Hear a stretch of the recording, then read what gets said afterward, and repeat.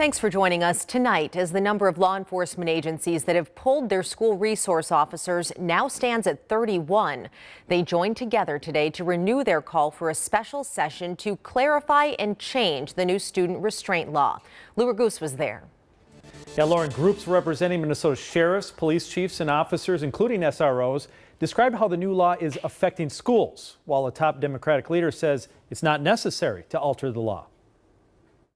We want to take the politics out of this conversation. Minnesota law enforcement leaders described instances that have already come up this fall in Minnesota schools where a school resource officer could have removed a disruptive and trespassing student, but they believe changes to a Minnesota law prevented them from doing so. If there's a situation where the officer does restrain the student, before that split second that it's to prevent bodily harm or death, we think that was violation of the law. Jeff Potts, executive director of the Minnesota Chiefs of Police Association, says the change, as simple as removing the word "or," now prevents SROs from using any sort of restraint on a disruptive student. If Chief Badani was a student in a school and doing something unruly and I were to grab his arm, that is a restraint.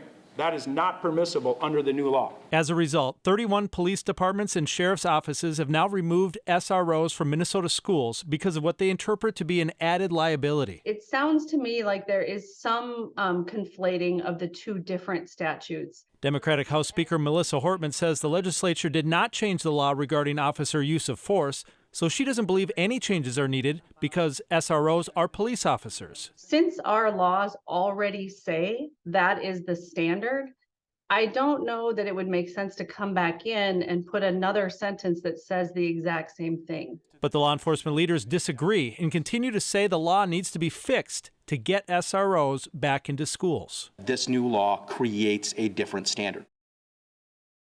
Now, as far as where a special session now stands, the last word from Governor Walz on the issue before he left for his trip for Japan is that he has no plans to reconvene lawmakers before the next session in February.